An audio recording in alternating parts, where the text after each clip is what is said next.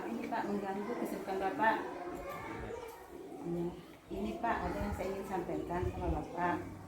Kebetulan di kegiatan saya Pak, kami diamanahkan untuk melakukan diseminasi di sekolah masing-masing untuk mengabarkan masalah budaya positif Pak yang akan diterapkan di sekolah kita. Iya. Jadi di sini saya meminta bantuan Bapak untuk memfasilitasi saya bersama rekan-rekan untuk saya mengadakan diseminasi itu Pak. Iya, silakan Bu, silakan. Iya Pak, makasih banyak Pak. Mungkin kami akan menyusun jadwalnya dulu Pak, kapan kami akan melakukan dan apa saja yang kami nanti butuhkan. Kami meminta bantuan daripada operator sekolah Pak untuk menyediakan. Silakan di zaman. Saya Pak. Terima kasih banyak Pak atas bantuannya. Baik Pak, kalau begitu saya permisi. Terima kasih Pak. Assalamualaikum. Pandangan ke depan, Tuhan kan menuntunmu. Sadarilah masa berganti, tantangan kan kita. Warahmatullahi wabarakatuh. Yang saya hormati rekan-rekan guru UPT SPM SDN 271 Garanta.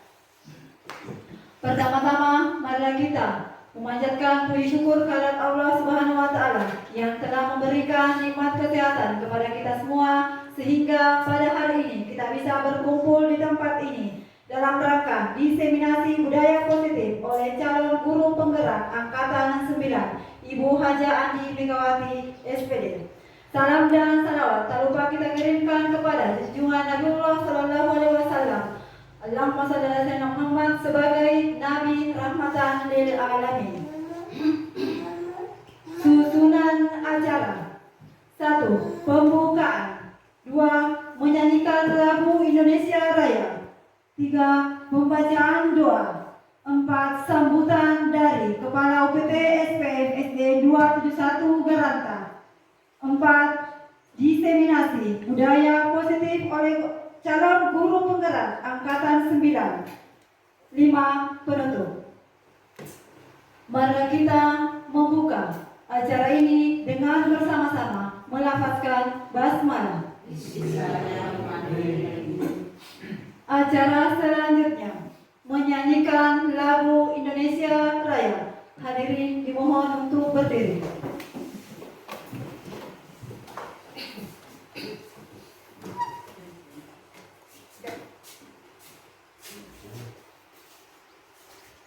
Tiga.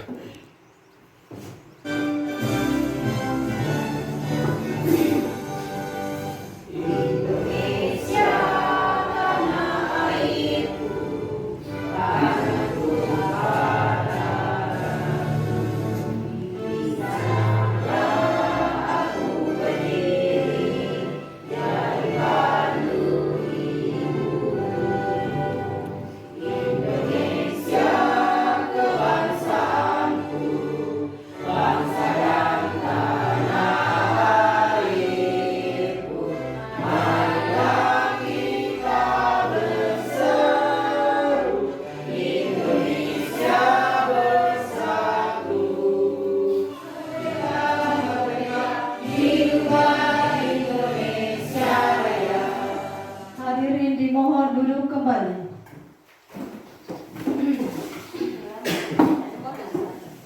Acara selanjutnya pembacaan doa. Dengan hormat disilakan.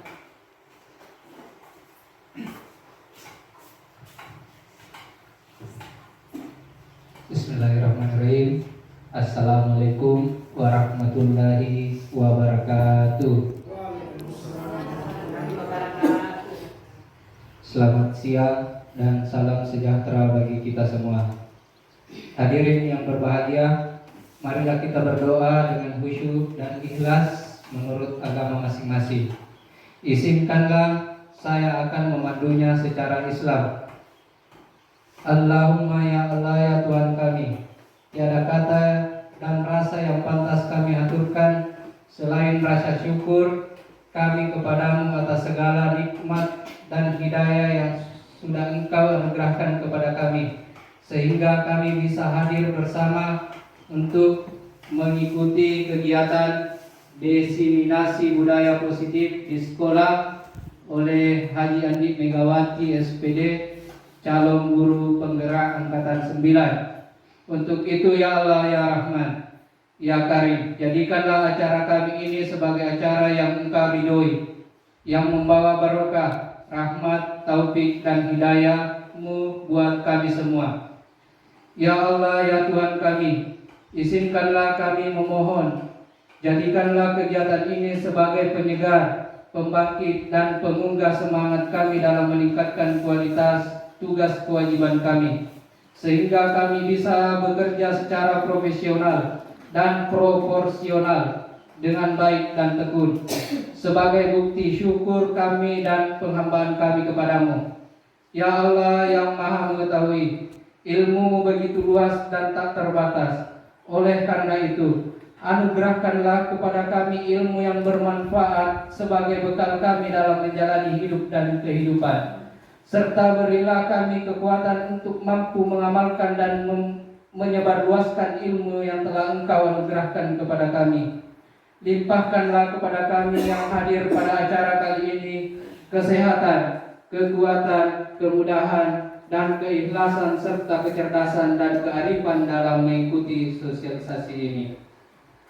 Ya Allah yang Maha Pengasih, satukanlah hati kami, padukanlah langkah kami, apungkan pengetahuan dan segarkan pemahaman kami agar kami dapat memetik hikmah yang terkandung di dalamnya.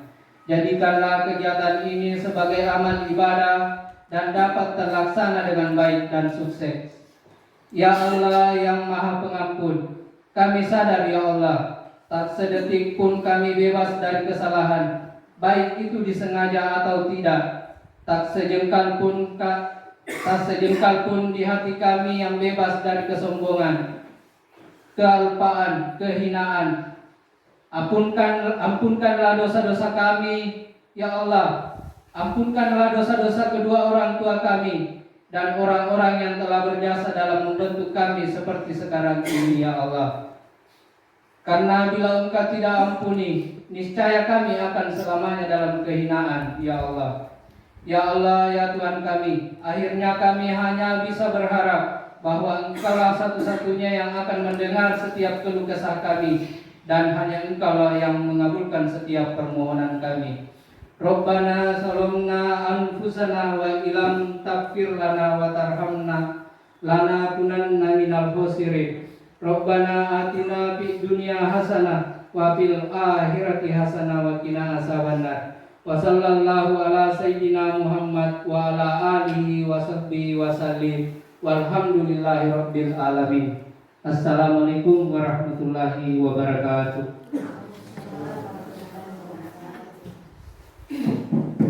Acara selanjutnya, sambutan dari Kepala UPT SPM SD 271 Garanta atau yang mewakili beliau. Dengan hormat disilakan. Bismillahirrahmanirrahim. Assalamualaikum warahmatullahi wabarakatuh. Waalaikumsalam warahmatullahi wabarakatuh. Calon guru penggerak yang saya hormati, rekan-rekan guru yang saya hormati, syukur alhamdulillah kita panjatkan kehadirat Allah Subhanahu wa taala karena rahmat dan hidayahnya sehingga di hari ini kita masih dapat berkumpul di tempat ini untuk melakukan suatu kegiatan. Tak lupa kita kirimkan salawat dan taslim atas junjungan Nabi besar Muhammad sallallahu alaihi wasallam yang telah mengangkat kita dari alam kegelapan sampai ke alam yang terang benderang seperti saat sekarang ini. Rekan-rekan yang saya hormati, pada pelaksanaan CGP angkatan ke-9 Semoga kedepannya ada yang dapat mengikuti jejak beliau, yaitu Ibu Haja Andi Megawati. Semoga ada yang dapat mengikuti jejak beliau, dapat bergerak, menggerakkan, dan semoga dapat terlaksana dengan baik kegiatan ini. Assalamualaikum warahmatullahi wabarakatuh.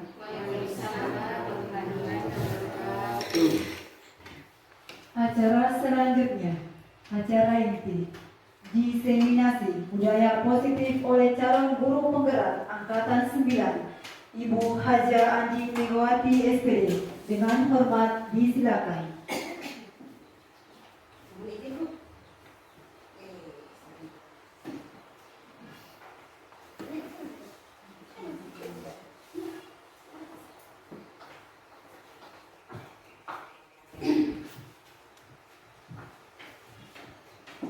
Bismillahirrahmanirrahim. Assalamualaikum warahmatullahi wabarakatuh. Yang saya hormati Bapak Kepala Sekolah atau yang mewakili beliau, yang saya hormati rekan guru hebat, Bapak Ibu guru. Hari ini alhamdulillah saya ucapkan banyak terima kasih pada Bapak Ibu karena sudah bersedia meluangkan waktunya untuk melaksanakan kegiatan saya, yaitu diseminasi budaya positif.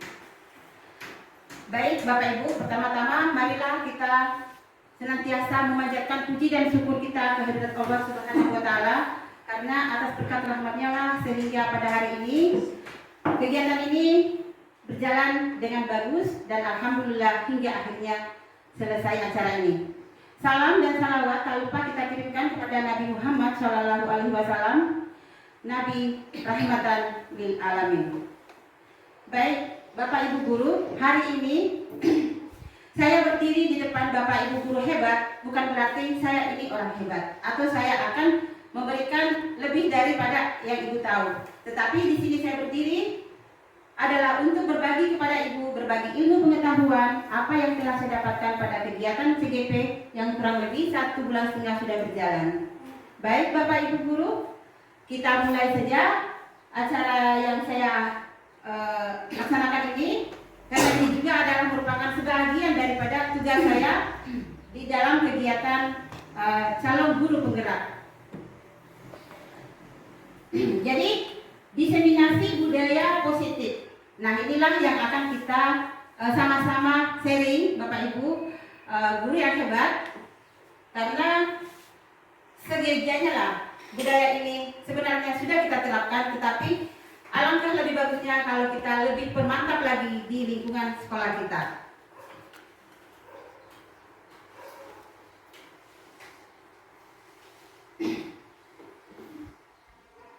Sebenarnya guru itu ibarat seorang petani yang bertugas untuk menuntun tumbuhnya tumbuhan di atas tanah, merawat tumbuhan tersebut dengan kasih sayang, menyuburkan tanahnya, memberi pupuk dan membasmi hama yang mengganggu. Jadi Bapak Ibu guru hebat di sini, kita guru ya, itu tugasnya menuntun anak, memberikan pembelajaran, membimbing dan mengarahkan anak. Jadi ibaratnya itu sekolah kita ini adalah lahan yang luas, ibaratkan seperti itu. Murid atau siswanya itu adalah ibarat tanaman, diumpamakan seperti itu oleh Bapak Ki Hajar Dewantara. Sementara guru adalah di sini adalah petaninya.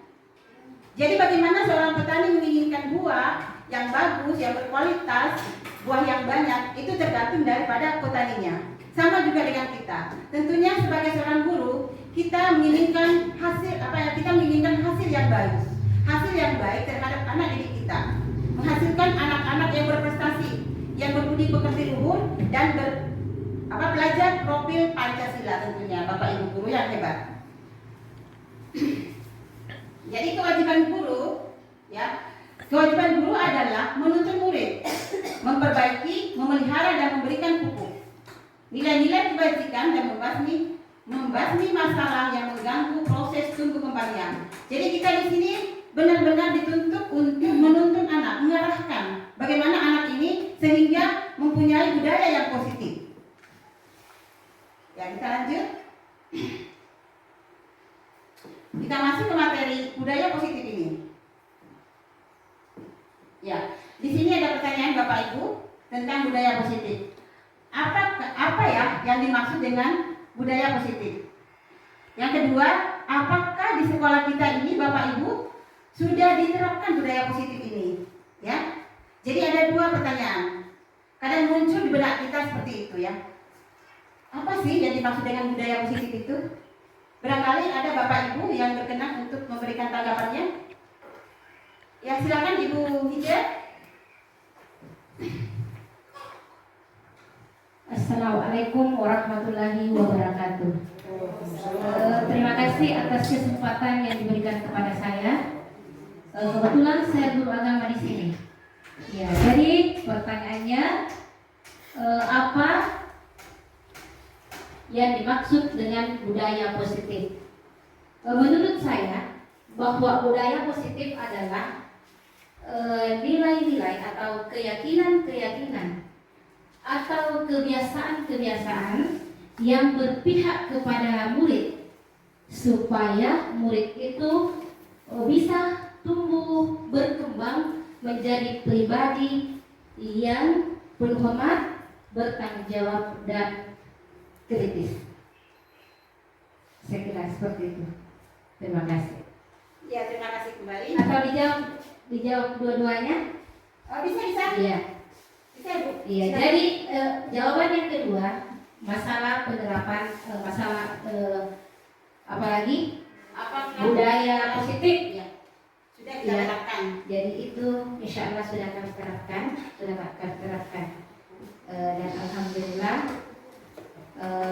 hasilnya sudah nampak. Untuk kedepannya lebih bagus lagi. Sekian dari kami. Assalamualaikum warahmatullahi wabarakatuh. Waalaikumsalam warahmatullahi wabarakatuh. Iya. Baik sekali Bapak Ibu guru yang hebat.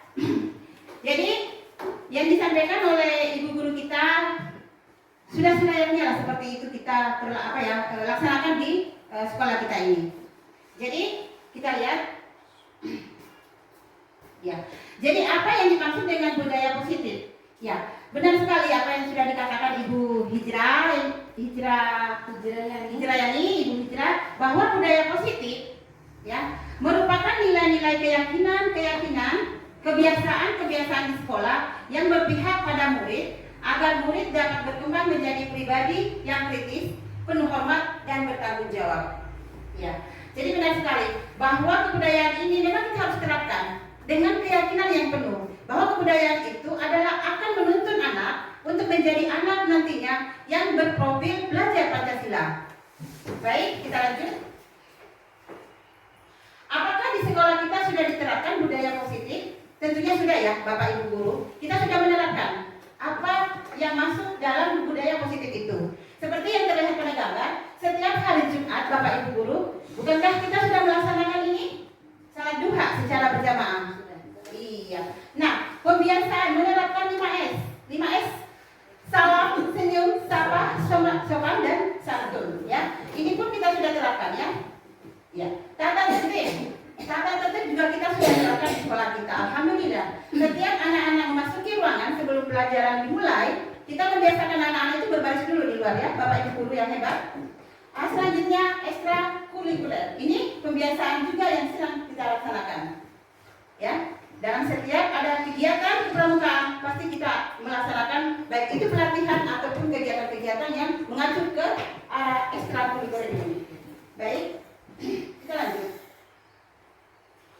Jadi pengertian budaya positif merupakan perwujudan dari nilai-nilai atau keyakinan. Ya. Nah, ini budaya positif suatu hal yang harus dilakukan oleh seorang guru. Jadi memang harus kita terapkan Bapak Ibu guru yang hebat ya di sekolah kita supaya tertanam itu budaya-budaya positif. Dengan penerapan budaya positif, maka akan menghasilkan suatu ekosistem sekolah yang penuh dengan suasana positif. Jadi bila mana kita menerapkan budaya ini, maka insya Allah sekolah kita ini akan menjadi sekolah yang penuh dengan hal-hal yang baik, hal-hal yang positif, yang mengacu kepada anak sehingga menjadi manusia yang berbudi pekerti yang luhur. sesuai yang diharapkan oleh Bapak Ki Hajar Dewantara. Karena hal positif ini ya akan mudah menular jika dilakukan secara konsisten. Artinya kita harus melakukannya secara kontinu. Bukan hari ini kita lakukan terus besok tidak. Tetapi kita harus melaksanakannya rutin. Setiap kita melaksanakan ini, kita harus membiasakan memberikan anak-anak pembiasaan-pembiasaan yang positif. Ya. Nah, di sini karena beragamnya karakter siswa dan guru, kita harus mengetahui konsep ini, budaya positif dalam penerapannya. Jadi kita pun sebagai guru, kita berkolaborasi antara guru dan anak. Ya, harus menerapkan itu. Kalau tidak, itu kan akan menjadi ketimpangan. Ya, tidak akan berjalan sesuai dengan harapan kita. Lanjut. Nah, hari ini materi yang saya akan sajikan atau sampaikan pada hari ini adalah pertama, disiplin positif. Yang kedua, nilai-nilai kebajikan. Yang ketiga, teori motivasi perilaku manusia. Yang keempat, hukum dan penghargaan, keyakinan kelas, kebutuhan dasar manusia, 5 posisi kontrol, dan segitiga restitusi. Nah, Bapak Ibu guru yang hebat, karena saking banyaknya materi yang akan saya sajikan hari ini, melihat juga suasana begitu panas, untuk kita merenggangkan otot-otot kita, karena seharian kita sudah mengajar, tentunya kita merasa penat, lelah. Mari kita melakukan ada ice breaking. Yuk, kita sama-sama ya. Sudah? Satu.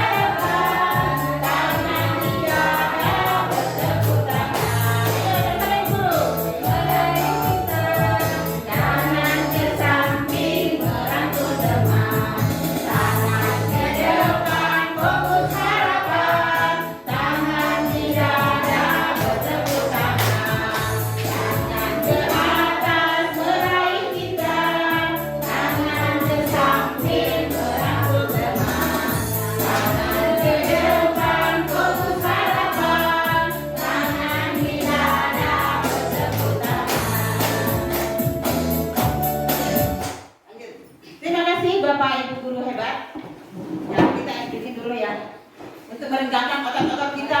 Soalnya dari tadi nih kita sudah mengajar, penat ya Bu ya. Apalagi materi yang saya akan sajikan nih banyak nih. Disiplin positif adalah ini Bapak Ibu guru yang hebat ya, pertanyaannya. Ketika mendengar kata disiplin Bapak Ibu guru yang hebat, apa sih yang terbersih di benak kita? Kira-kira seperti apa sih disiplin itu? Ayo, siapa tahu ada ibu bapak yang bersedia untuk memberikan jawabannya? Ya, silakan Ibu Lela.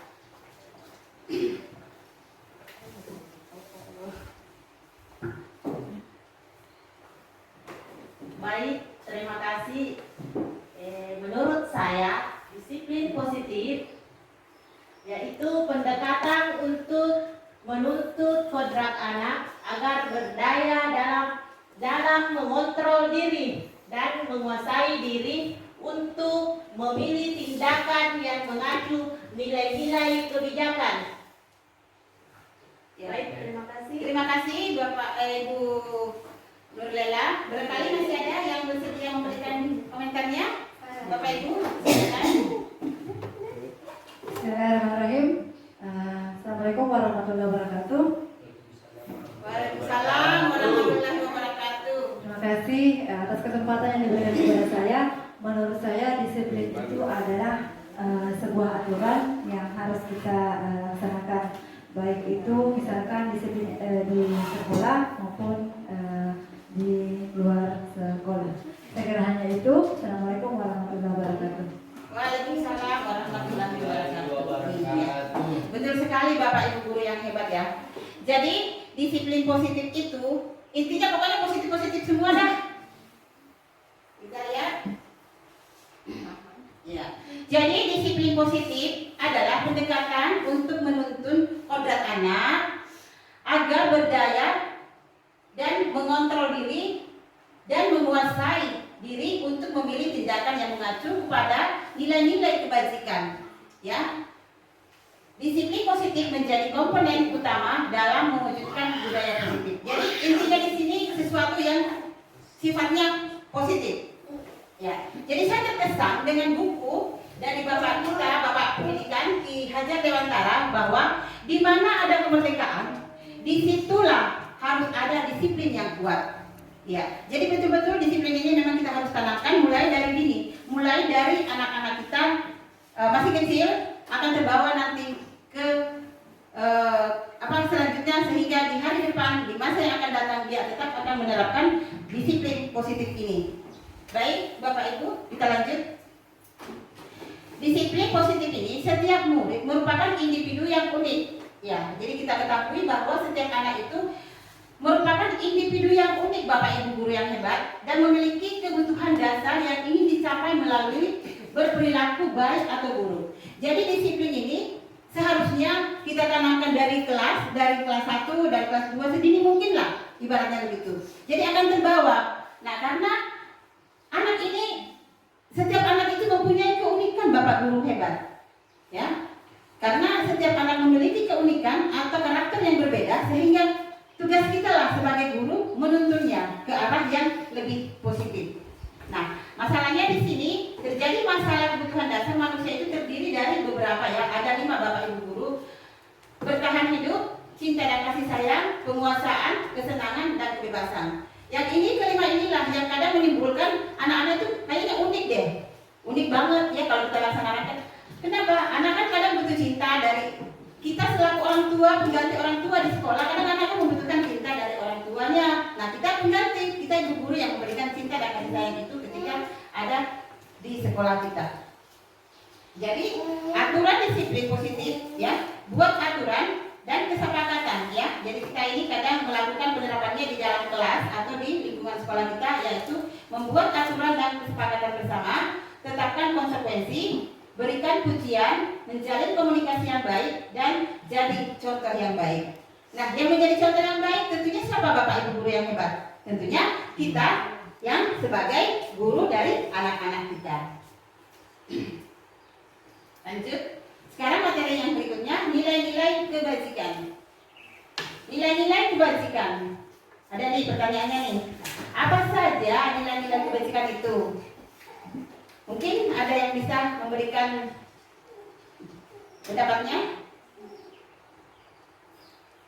tentang nilai-nilai kebajikan? Baik, kita lanjut. Apa sih nilai-nilai kebajikan itu?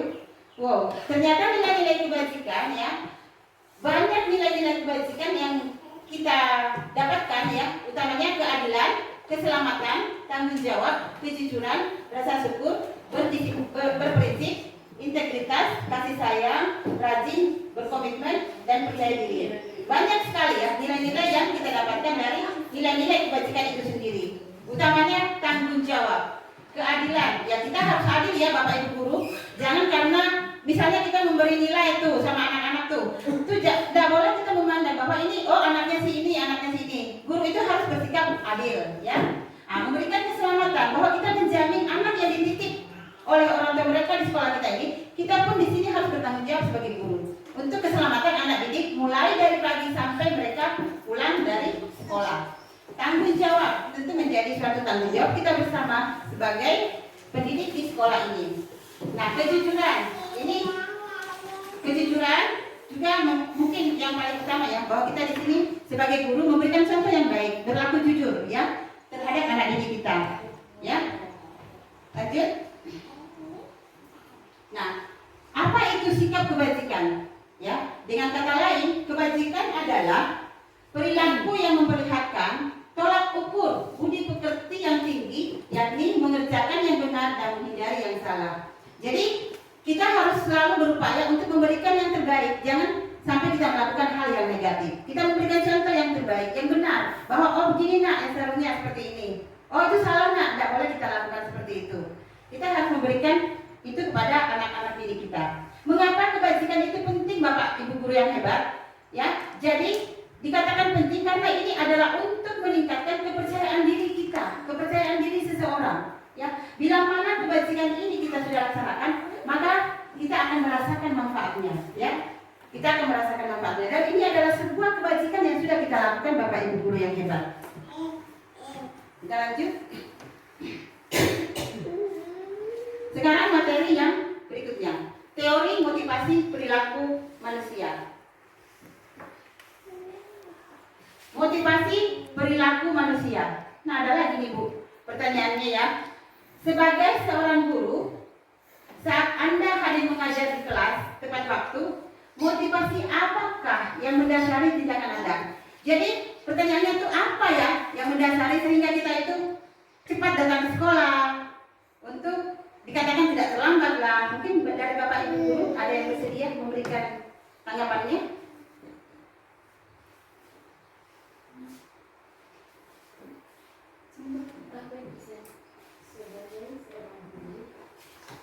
Hadir di kelas tepat waktu. Hadir di kelas tepat waktu. Silakan Ibu Andi Ita. Ya, terima kasih atas kesempatan yang diberikan kepada saya. Sebagai seorang guru saat hadir mengajar di kelas tepat waktu itu, motivasi apa yang mendasari kita? Yang pertama itu, yang memotivasi kita itu adalah bagaimana supaya kita memberikan contoh yang baik kepada siswa. Kemudian intinya menerapkan kebiasaan disiplin. Yang kedua, motivasinya adalah untuk mencerdaskan anak didik kita. Selain itu juga untuk memberikan pelajaran-pelajaran yang bermakna untuk anak didik kita. Mungkin seperti itu. Terima kasih. Terima kasih kembali. Ya, baik. Jadi ada yang memotivasi kita ya, Bapak Ibu guru, sehingga kita itu terbiasa apa ya, ingin selalu cepat nyampe di sekolah, datang ke sekolah. Ya. Jadi motivasinya itu, ya, seperti apa yang dikatakan Ibu Nita, ya mungkin karena kita sebagai seorang guru tentunya kita harus memberikan contoh yang baik pada anak didik kita, ya. Jangan sampai, ya, misalnya taruhlah seperti saya sendiri. Anak didikku misalnya sudah ada di dalam kelas, tapi saya belum sampai ke sekolah. Itu memberikan contoh yang tidak bagus, ya, yang negatif buat anak. Tetapi kita harus lebih memberikan contoh yang lebih positif. Artinya, alangkah bagusnya jika ibu gurunya dulu yang datang. Ketika anaknya datang, kita jemput di pintu gerbang dan kita menyambut anak kita. Seharusnya seperti itulah yang memotivasi. Jadi ini ada 3 motivasi perilaku manusia, yaitu untuk menghindari ketidaknyamanan atau hukuman. Ya, maksudnya ketidaknyamanan ini seperti ini ya, mungkin gambarannya Bapak Ibu guru ya. Ketika kita terlambat, tentunya guru-guru yang lain sudah masuk ke dalam kelas. Saya terlambat misalnya, tentu ada perasaan tidak nyaman sama diri saya. Kenapa? Wah, pokoknya tidak enak lah kesannya. Kalau kita bahasakan, teman-teman yang lain sudah masuk, anak-anakku sudah belajar. Ya bagaimana ya? Ini ada perasaan tidak enak, perasaan tidak merasa bertanggung jawab kita ini. Nah, tentu di samping itu akan diikuti dengan hukuman. Nah, ketika misalnya kita ketemu sama Bapak Kepala Sekolah, tentu kan kita akan ada sanksinya Ibu Guru ya. Mungkin Bapak Kepala Sekolah akan memanggil kita, ya. Misalnya taruhlah saya sendiri sebagai sampel, Ibu Aci kenapa terlambat datang, ya kan? Nah, sudah menimbulkan suasana tidak nyaman, dapat sanksi pula dari Bapak Ibu Guru, dari Kepala Sekolah misal. Tapi semoga di sekolah kita enggak ya, yakin ya, insya Allah enggak. Untuk mendapatkan imbalan Bapak Guru yang hebat atau penghargaan dari orang lain. Nah, ada juga sih artinya mungkin dia cari-cari muka gitu ya, karena ingin dilihat sama orang atau ingin mendapatkan imbalan, pujian misalnya, sehingga dia menampakkan bahwa dia termotivasi karena ingin mendapat pujian dari itu, ya. Ya. Ada juga yang ketiga, menjadi orang yang mereka inginkan dan menghargai diri sendiri dengan nilai-nilai yang mereka percaya.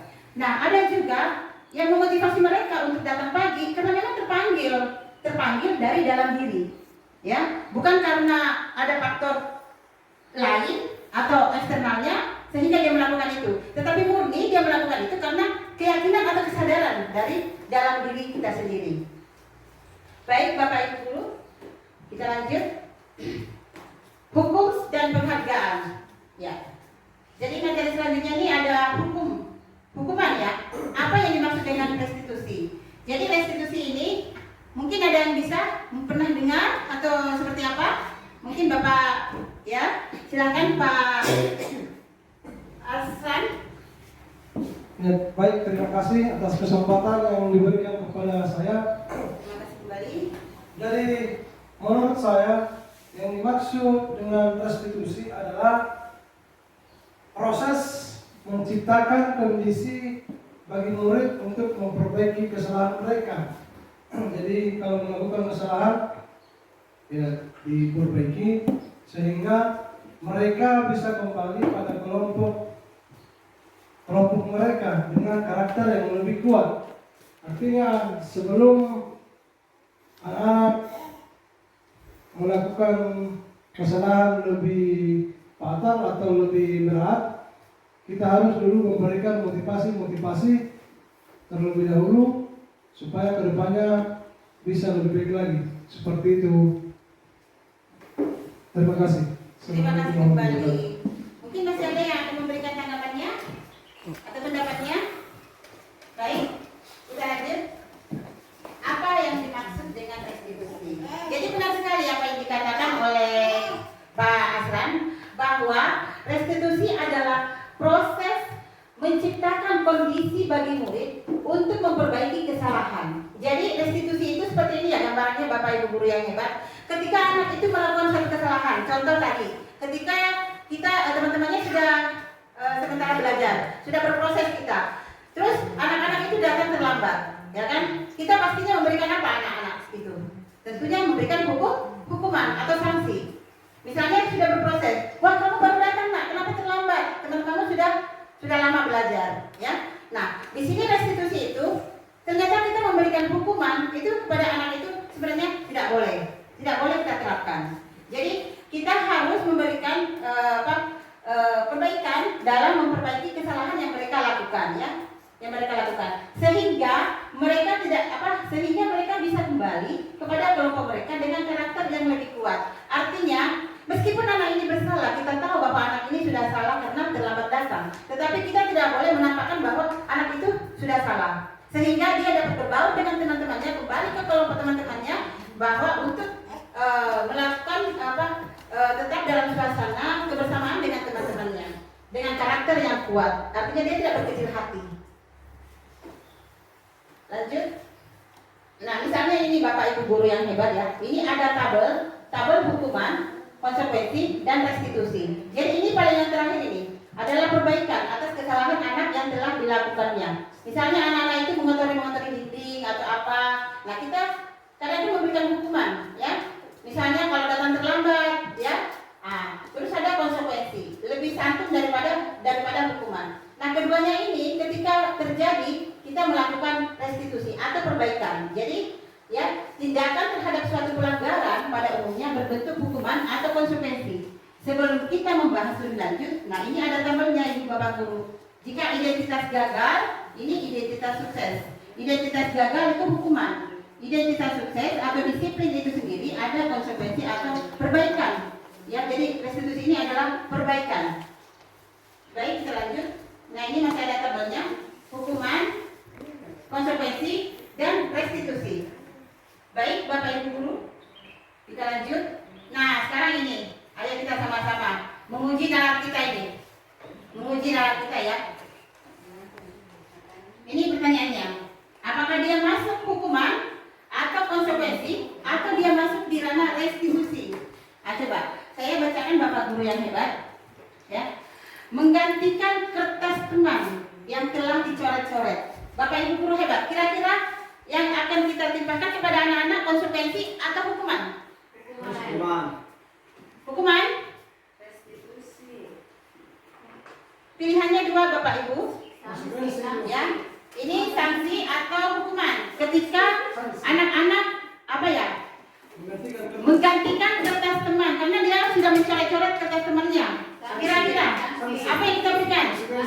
Sanksi. Ya, oke. Kita lanjut simpan dulu ya Bapak Ibu. Jawabannya kita simpan dulu. Yang kedua, berjemur di lapangan basket pukul 12 siang karena ngobrol dengan temannya. Jadi misalnya seperti ini Bapak Ibu guru. Ketika kita mengajar nih, kan kadang tuh anak-anak kita tuh ngobrol tuh di belakang juga ya sama temannya. Nah, ketika kita menemukan anak itu ngobrol, tiba-tiba kita langsung mengatakan kepada anak itu, "Hei, kamu bacok. Keluar sini. Berjemur ke di sana karena kau main-main di belakang. Saya capek-capek mengajar di depan, nah kau main-main di belakang cerita-cerita. Saya sana jemur. Dijemur ke di sana di bawah di dekat jam bendera. Ya. Kira-kira apa? Hukuman atau sanksi? Hukuman. Ya, kita simpan. Yang selanjutnya, murid diminta untuk push up 15 kali karena tidak menggunakan masker ke sekolah. Sanksi atau hukuman? Hukuman. Mencatat 100 kali di buku kalimat, ya kalimat ini disuruh nih kebiasaan nih, ada biasa nih guru, ya saya tidak akan terlambat lagi karena terlambat ke sekolah, ya jadi dia menuliskan kalimat sebanyak 100 kali. Nah, apakah ini sanksi atau hukuman? Sanksi. Baik, kita simpan ya. Memberikan coretan membersihkan coretan yang dibuatnya di meja tulis. Jadi misalnya anak-anak melakukan coretan di meja tulis, hukuman atau sanksi? Sanksi. Lanjut. Lari mengelilingi lapangan basket 2 kali karena terlambat hadir ke sekolah. Hukuman. Oke, kita lihat jawabannya. Nah, yang pertama sudah betul, ya. Kita memberikan sanksi kepada anak-anak karena sanksinya, kamu sudah mencoret buku temanmu, tentunya kamu harus menggantikannya kan? Betul sekali. Jadi itu adalah sanksi, bukan hukuman. Yang kedua, berjemur. Berjemur karena berjemur di lapangan pukul 12 siang karena mengobrol dengan teman. Ini hukuman karena dia ngobrol, akhirnya dia diperintah sama gurunya untuk berdiri di luar, ya, berjemur di lapangan basket. Yang ketiga, murid diminta untuk push up 15 berarti sanksi, bukan hukuman. Ya, sanksi. Ya. Yang selanjutnya, yang keempat, mencatat 100 kali. Saya tidak akan terlambat lagi. Itu adalah sanksi, tetapi bukan hukuman. Membersihkan coretan-coretan di meja. Kamu telah merusak papan tulis ini, kamu harus ganti. Berarti bukan hukuman tetapi sanksi. Contoh seperti itu. Contoh yang lain misalnya merusak papan bor, ya, itu sanksi atau konsekuensi. Lari mengelilingi lapangan karena terlambat hadir, itu adalah hukuman. Dia bukan sanksi tetapi kita menghukum anak-anak kita. Ya. Next. Dihukum oleh penghargaan. Jadi ada juga Bapak Ibu guru yang hebat, dia dihukum karena penghargaan, oleh penghargaan. Nah, seperti apa itu? Pengaruhnya ini ada 2. Pengaruhnya sebenarnya sih banyak, tapi saya ambil yang detailnya saja. Pengaruh jangka pendek dan jangka panjang. Jika kita menggunakan penghargaan lagi dan lagi, akan ada orang tersebut bergantung pada penghargaan yang diberikan. Misalnya kita memberikan penghargaan kepada anak kita, itu masuk dalam jangka panjang atau jangka pendek. Jadi 2 versinya di sini. Selanjutnya, penghargaan tidak efektif. Ya, jika saya mengharapkan suatu penghargaan yang tidak mendapatkannya, maka saya akan kecewa. Nah, penghargaan yang tidak efektif seperti ini Bapak Ibu guru. Misalnya anak didik kita nih, kita ingin memacu dia untuk lebih giat belajar. Belajar kau ingat nih, nanti kalau pintar kau kasih ke begini. Nah, itu namanya memberikan penghargaan yang tidak efektif. Kenapa? Ketika kita tidak memberikan itu, maka anak ini pasti tentunya akan merasa kecewa. Ataupun sebaliknya, anak ini tidak akan berbuat untuk sesuatu yang kita inginkan karena dia tidak karena dia meminta imbalan dari kita, ya, meminta penghargaan. Jadi ini ya tidak efektif.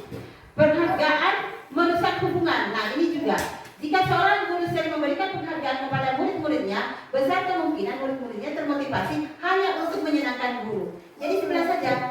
Jadi tidak sinkron, ya. Cuma untuk menyenangkan guru. Jadi kalau bukan gurunya tidak mau nih karena bukan milik yang dia suka, ya. Jadi dia melakukan itu karena sesuatu yang dia harapkan. Lanjut. Nah, sekarang ini materi keyakinan kelas. Keyakinan kelas. pertanyaannya lagi nih Bapak Ibu Guru. Mengapa kita memiliki peraturan tentang penggunaan helm pada saat mengendarai kendaraan roda 2 atau motor? Mengapa kita memiliki peraturan tentang penggunaan masker dan mencuci tangan setiap saat? Jadi, mengapa ya Bapak Ibu Guru yang hebat? Kita harus memakai helm pada saat kita mengendarai. Karena ini adalah tentang keyakinan. Ya, kita berbicara tentang keyakinan. Mungkin ada yang bersedia memberikan atau memberikan jawabannya? Pak Ardi? Baik, terima kasih atas kesempatan yang diberikan. Sesuai dengan materinya di atas tentang keyakinan, mengapa kita harus memakai helm pada saat mengendarai kendaraan roda 2 atau motor? Mungkin karena dengan keyakinan saya, misalkan perbedaannya menggunakan helm dengan tidak memakai helm pada saat mengendarai kendaraan roda 2, khususnya motor. Dalam keyakinan saya, misalkan kalau kita mengalami kecelakaan,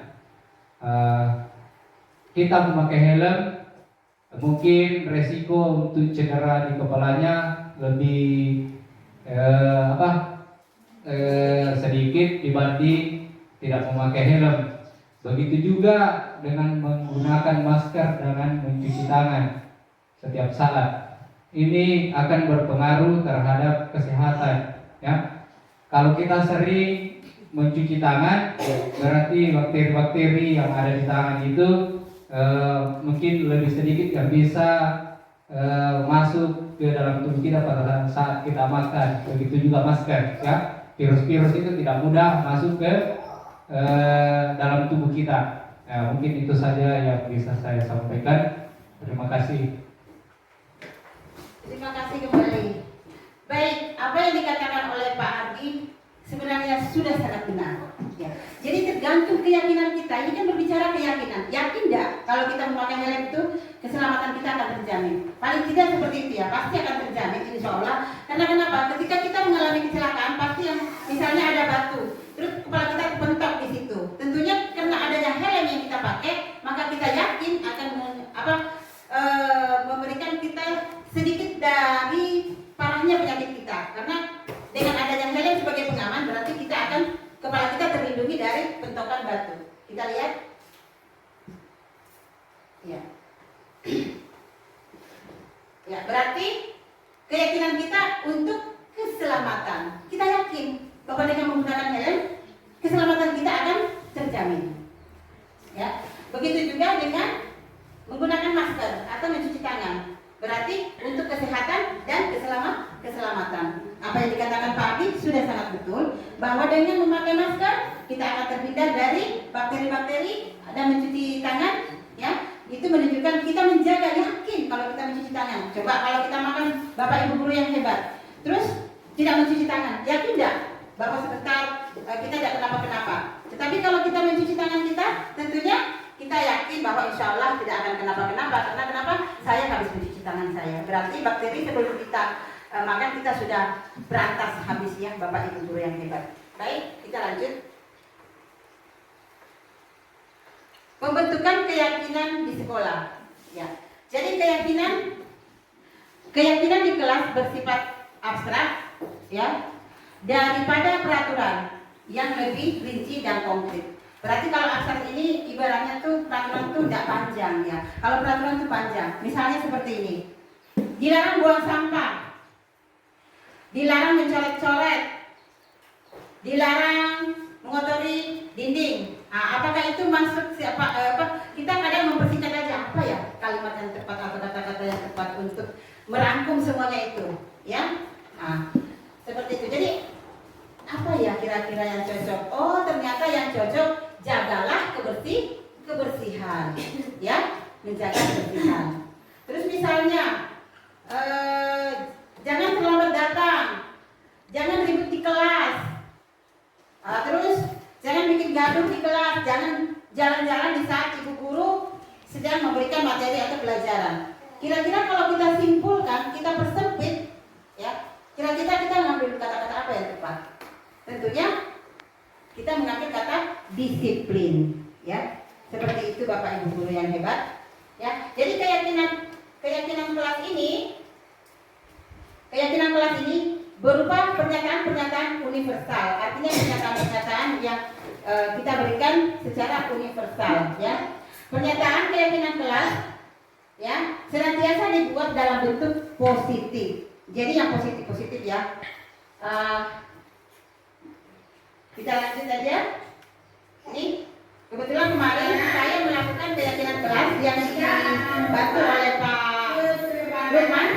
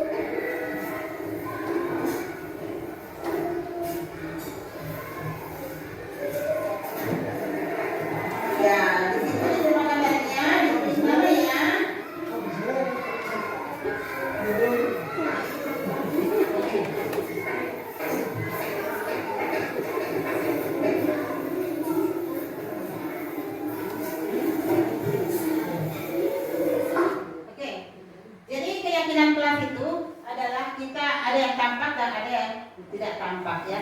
Misalnya yang tidak tampaknya itu sering hadir terlambat, ya. Sementara yang tampak tuh datang tepat waktu, ya. Seperti itu Bapak Ibu guru, ya.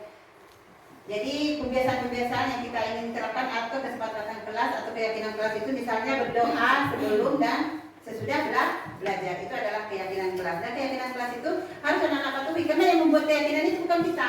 Jadi yang membuat aturan itu bukan kita, tetapi anak-anak sendiri yang membuat aturan, dan itu yang disepakati oleh teman-temannya. Misalnya di sekolah kita, oh tidak boleh jalan-jalan, yang harus disiplin. Tapi yang itu kita karena ada kesepakatan kelas yang sudah kita buat. Ya, sekarang 5 kebutuhan dasar. Kita sama-sama mendengarkan materi yang akan dipaparkan oleh Ibu Andri Nur Cahyani.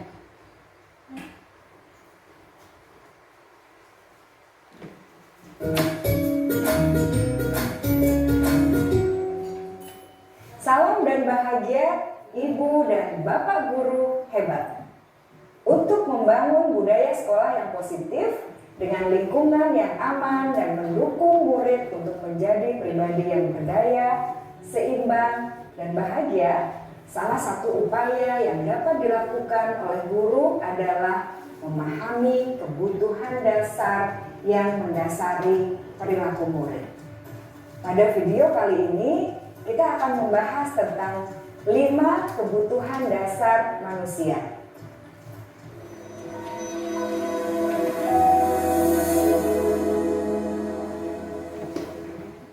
Ki Hajar Dewantara dalam salah satu kutipannya menyatakan, kita ambil contoh perbandingannya dengan hidup tumbuh-tumbuhan. Seorang petani dalam hakikatnya sama kewajibannya dengan seorang pendidik yang menanam padi misalnya. Hanya dapat menuntun tumbuhnya padi.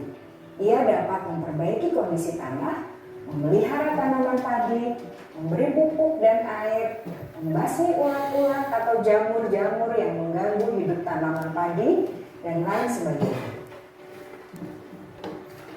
Ketika guru memahami kebutuhan apa yang mendasari perilaku murid, dan guru berusaha menuntun dan mendukung murid dalam memenuhi kebutuhannya secara positif, pada hakikatnya guru tersebut ibarat seorang petani yang sedang berusaha memahami kebutuhan masing-masing tanaman, dan ia berusaha memenuhi kebutuhan tanaman tersebut agar dapat tumbuh dengan subur dan maksimal. Dr. William Glasser, seorang psikiater dari Amerika Serikat, menyatakan bahwa seluruh tindakan manusia memiliki tujuan tertentu, yaitu memenuhi kebutuhan dasarnya. Ketika kelima kebutuhan dasar telah terpenuhi secara memadai, maka murid akan tumbuh dengan seimbang dan bahagia. Sebaliknya, ketika kebutuhan dasar tidak terpenuhi dengan baik, maka seseorang akan mengalami emosi negatif seperti bosan, sedih, dan kecewa.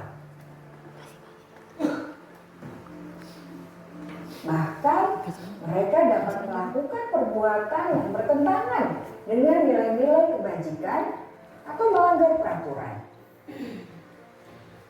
Dengan kata lain, perilaku buruk seseorang biasanya adalah respons dari kebutuhan yang tidak terpenuhi. Namun, mereka tidak tahu cara untuk menyampaikannya. Ada 5 kebutuhan dasar manusia menurut Dr. William Glasser, yaitu yang pertama, kebutuhan untuk bertahan hidup atau survival. Yang kedua, kebutuhan untuk merasa diterima atau love and belonging. Yang ketiga, kebutuhan akan kebebasan atau freedom. Yang keempat, kebutuhan akan kesenangan atau fun. Dan yang kelima, kebutuhan akan penguasaan atau power. Nah, sekarang kita masuk, tadi sudah kita dengarkan bersama dan menyaksikan bersama video tentang 5 kebutuhan dasar anak. Ya. Jadi sudah diuraikan, yang pertama, bertahan hidup, kasih sayang, kebebasan, kesenangan, dan penguasaan. Seperti pada slide sebelumnya, saya sudah katakan bahwa kebutuhan 5 dasar manusia ini memang sudah seperti itu, sudah terbawa sejak artinya minat dan bakatnya memang sudah ada seperti itu, dan itu merupakan satu kebutuhan dasar anak. Kita lanjut tentang 5 posisi kontrol. Sekarang kita berada di posisi materi 5 posisi kontrol. Ya. 5 posisi kontrol ini ada terbagi 5. Yang pertama, kita lihat sama-sama. Ada 5 posisi kontrol yang diterapkan seorang guru, orang tua ataupun atasan untuk melakukan kontrol. Ya, kelima posisi kontrol tersebut adalah penghukum. Ya, itu yang pertama. Dan yang kedua adalah pembuat merasa bersalah. Yang ketiga adalah teman. Yang keempat adalah monitoring atau pemantau. Dan yang kelima adalah manajer. Baik. Untuk lebih kita mendalami dan mengetahui, mari kita sama-sama menyaksikan video ini tentang 5 posisi kontrol.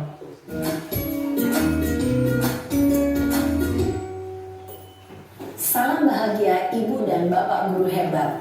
Dalam penerapan disiplin positif restitusi, salah satu program yang dikembangkan adalah 5 posisi kontrol. 5 posisi kontrol dalam restitusi adalah proses perjalanan seorang pendidik agar dapat mengenali dirinya. Pada video kali ini, kita akan membahas tentang 5 posisi kontrol yang dikembangkan oleh Diane Gosson dan contoh penerapannya.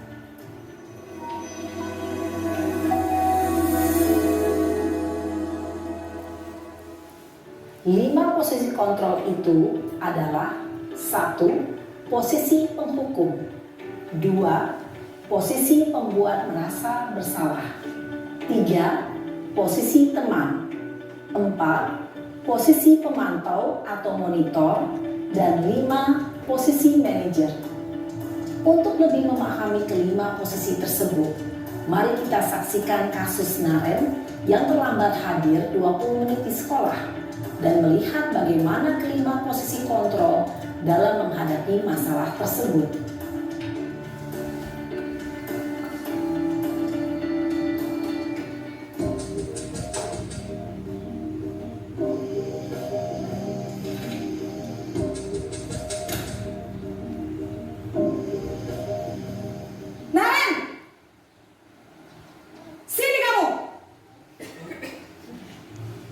Selamat pagi, Bu.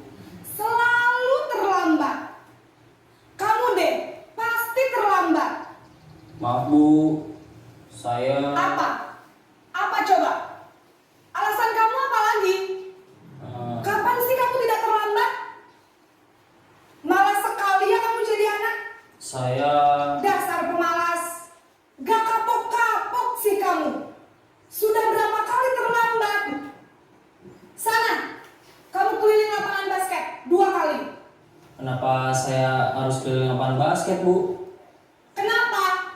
Kamu melawan ibu. Berani-beraninya jawab. Sudah terlambat, masih berani jawab pula. Sekarang, keliling lapangan basket 5 kali sekalian. Biar kapok. Cepat. Pergi sana ke lapangan basket. Posisi menghukum biasanya berbicara dengan nada tinggi, menghardik, menunjuk-nunjuk, menyakiti, dan menyindir. Hukuman bisa berupa fisik maupun psikis. Ibu dan bapak guru hebat. Dampak yang terjadi pada murid ketika guru berada pada posisi penghukum adalah murid cenderung akan memberontak, bahkan menyimpan dendam.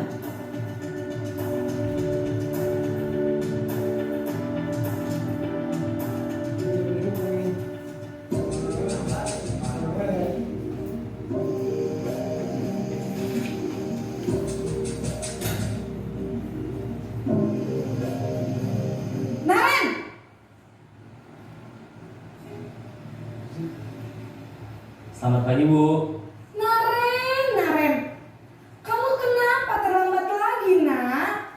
Ya Tuhan, Naren. Kamu senang ya bikin ibu susah ya?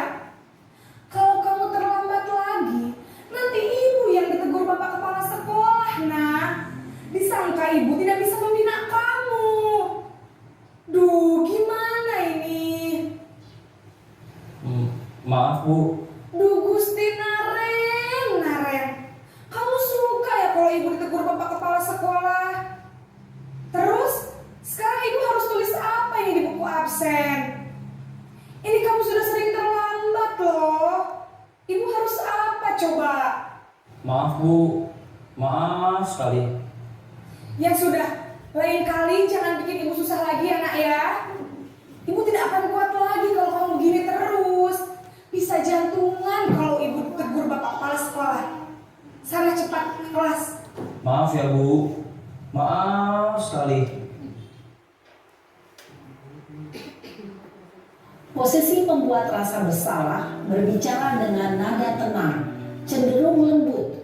Namun kata-kata yang diutarakan membuat murid merasa menjadi orang yang gagal, memandang buruk dirinya sendiri, merasa tidak berharga, dan tidak sanggup membahagiakan orang lain.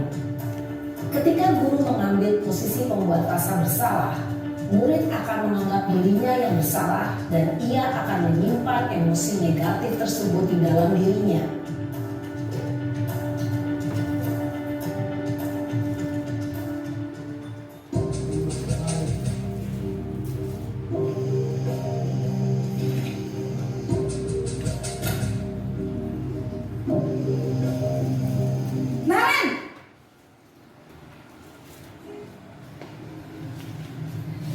Selamat pagi, Bu. Wah, sudah jam berapa ini nak? Terlambat lagi ya sayang. Iya, Bu. Habis ibu saya lupa bangunkan saya, Bu. Kamu malah menyalahkan ibu kamu. Kamu bukannya anak yang larinya paling kencang. Kok terlambat sih? Iya, Bu. Saya memang terlambat bangun tadi. Jadi biarpun saya lari kencang, tetap gak kekejar Bu. Ya sudah sana, nanti lain kali larinya lebih kenceng lagi ya, biar gak terlambat lagi. Bikin seneng ibu, demi ibu, bisa kan? Bisa lah Bu. Ya sudah sana masuk kelas, ibu beresin urusan absen kamu. Kamu ini ada-ada saja. Dalam posisi teman, guru berbicara dengan nada suara ramah, akrab, cenderung bersenda gurau untuk menjaga suasana tetap santai. Murid akan merasa senang, aman, dan akrab dengan guru. Identitas yang tercipta adalah identitas sukses atau berhasil. Namun, perlu diingat, karena ini masih dorongan eksternal, maka ada faktor ketergantungan dari murid kepada orang tertentu. Di sini guru absennya, sehingga di lain waktu murid bisa berperilaku baik, namun hanya kepada orang-orang tertentu saja.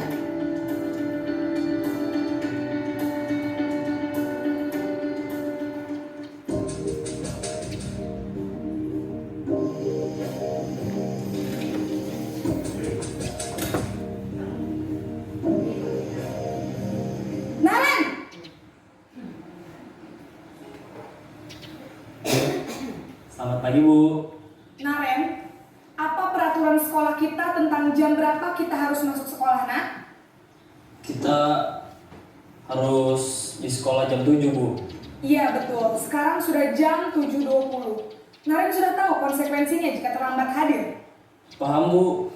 Saya harus tinggal kelas pas jam istirahat selama 20 menit. Iya benar, konsekuensinya demikian. Jadi nanti jam 9.30 pas istirahat, kamu harus tinggal di kelas, kerjakan tugas tambahan untuk ketertinggalan kamu, ya? Baik Bu.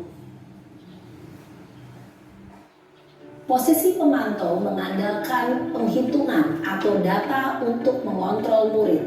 Guru mengarahkan murid berdasarkan peraturan dan konsekuensi. Seorang pemantau menunjukkan bahasa tubuh dan ekspresi wajah yang datar dan cenderung formal.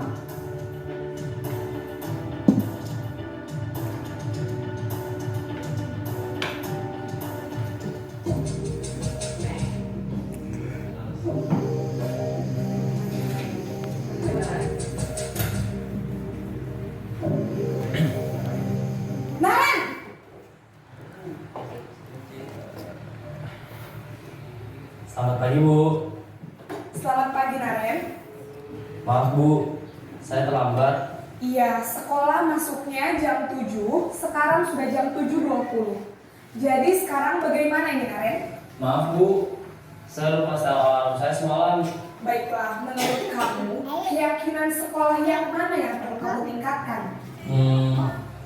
Menghargai diri sendiri dan orang lain mungkin ya Bu. Setuju. Jadi, apakah Naren meyakini prinsip saling menghormati tersebut? Iya Bu, saya meyakininya. Apakah Naren bersedia memperbaiki masalah keterlambatan ini? Bersedia Bu. Bagaimana kamu akan perbaiki masalah keterlambatan ini? Saya akan coba untuk tidak lupa menyetel alarm saya Bu. Baik, kalau Naren lupa menyetel alarm di rumah, ada orang yang kira-kira bisa bantu mengingatkan tidak? Ada Bu, kakak saya, Kak Emma. Ada lagi selain Kak Emma? Selain Kak Emma, ada ibu saya. Baik, jadi yang mengingatkan Naren adalah Kak Emma dan ibu kamu ya? Kira-kira akan mulai set alarm kapan nih Naren? Setelah pulang sekolah, akan segera saya lakukan. Baik, jadi Naren akan setel alarm untuk bangun besok pagi dan akan diingatkan oleh kakak dan ibunda Naren. Ada lagi yang mungkin perlu dilakukan Naren agar tidak terlambat bangun lagi? Tidak ada Bu. Baik Naren, terima kasih untuk kerjasama kamu. Sekarang kamu perlu kembali ke kelas untuk belajar. Baik Bu, terima kasih. Posisi manajer adalah posisi kontrol yang disarankan untuk membimbing murid memiliki sikap disiplin yang positif, yaitu murid yang mandiri, bertanggung jawab, dan dapat memecahkan masalah. Tujuan dari posisi ini adalah agar murid dapat berefleksi atas tindakannya Guru akan dengan tulus memberikan pertanyaan-pertanyaan bermakna sehingga membuat murid dapat belajar dari kesalahannya dan mencari sebuah solusi untuk menyelesaikannya. Ibu dan Bapak guru hebat, setelah mengamati adegan kelima posisi kontrol tadi, kira-kira posisi mana yang paling ideal? Posisi mana yang dapat menunjang motivasi intrinsik murid? Ya, tentu posisi manajer. Posisi ini memang posisi ideal yang ingin dituju setiap pendidik. Pada posisi inilah, guru dapat menerapkan disiplin positif yang berpihak pada murid, yang memerdekakan murid. Perjalanan seorang pendidik tentunya. Baik, tadi kita sudah sama-sama menonton tentang posisi kontrol. Jadi 5 posisi kontrol yang kita kadang tidak sadar setelah menerapkannya di sekolah ini. Namun di antara kelima posisi kontrol tersebut, dari penghukum, pembuat merasa bersalah, teman, dan monitoring atau pemantau serta manajer, yang paling ideal yang harus kita laksanakan adalah sebagai manajer. Jadi kalau kita melakukan yang posisi kontrol yang kelima itu, akhirnya anak-anak itu intrinsiknya keluar, kesadarannya sendiri, keluar dari keyakinannya sendiri, ya. Baik, kita lanjut. Sekarang kita memasuki materi Ibu Guru Bapak Hebat. Kita memasuki materi yang selanjutnya, yaitu segitiga restitusi. Jadi di sini segitiga restitusi seperti tadi di slide sebelumnya, bahwa kadang di sini kita akan melakukan, tadi sudah melakukan penghukuman, terus konsekuensi, terus restitusi. Nah, restitusi inilah yang akan kita lebih kembangkan kembali di di pola segitiga restitusi. Jadi di pola segitiga restitusi ini kita akan memvalidasi yang pertama itu adalah membuat. Ya, sekarang kita masuk ke materi selanjutnya, yaitu segitiga restitusi. Nah, segitiga restitusi ini adalah penjelasan setelah kita memberikan anak-anak kita itu, misalnya seperti tadi yang di slide sebelumnya, kita memberikan hukuman, sanksi atau konsekuensi, kemudian kita mengadakan perbaikan atau restitusi, seperti yang tadi telah disampaikan oleh Pak Hasan. Nah, baik Bapak Ibu guru yang hebat, jadi restitusi ini yang ketiga ini adalah menstabilkan identitas. Itu yang pertama. Kita menstabilkan identitas anak. Ya. Selanjutnya adalah validasi tindakan yang salah. Kita memvalidasi tindakan yang mereka telah lakukan. Seperti pada video slide sebelumnya, bahwa setelah mereka melakukan satu kesalahan, ada perbaikan-perbaikan yang dilakukan. Ya, itulah namanya restitusi. Terus yang selanjutnya adalah menyatakan keyakinan, ya, menanyakan keyakinan, ya, menanyakan keyakinan. Tadi di video itu mengatakan, apakah kamu ingin merubah perlakuan kamu ini? Baik Bu, saya akan cepat bangun, saya akan menyalakan alarm, terus meminta kakak saya untuk membangunkan saya atau ibu saya, gitu. Itu adalah keyakinan. Dia membuat satu keyakinan. Untuk lebih jelasnya, mari kita sama-sama dengarkan video ini tentang penerapan segitiga restitusi oleh Ibu Dia Samsiati.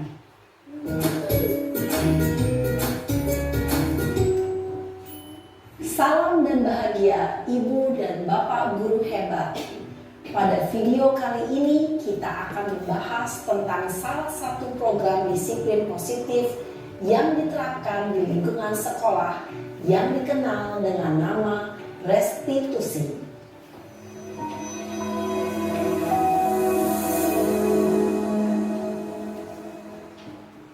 Restitusi dikembangkan oleh pakar pendidikan Diane Gosson, berlandaskan pada teori kontrol Dr. William Blaser. Segitiga restitusi adalah suatu proses dialog yang dijalankan oleh guru atau orang tua agar dapat menghasilkan murid yang mandiri dan bertanggung jawab. Pada saat guru di posisi manajer, aspek yang dikembangkan pada murid adalah motivasi intrinsik, sehingga penanaman nilai-nilai kebajikan dapat tumbuh dan berkembang menjadi suatu kebiasaan positif yang akhirnya membentuk karakter murid. Proses dialog ini terdiri dari 3 langkah yang digambarkan pada ketiga sisi pada segitiga restitusi. Sisi pertama adalah menstabilkan identitas. Sisi yang kedua adalah validasi tindakan yang salah. Dan sisi yang ketiga adalah menanyakan keyakinan. Ibu dan Bapak guru, berikut ini akan ditunjukkan bagaimana seorang guru berada dalam posisi manajer menggunakan penerapan segitiga restitusi.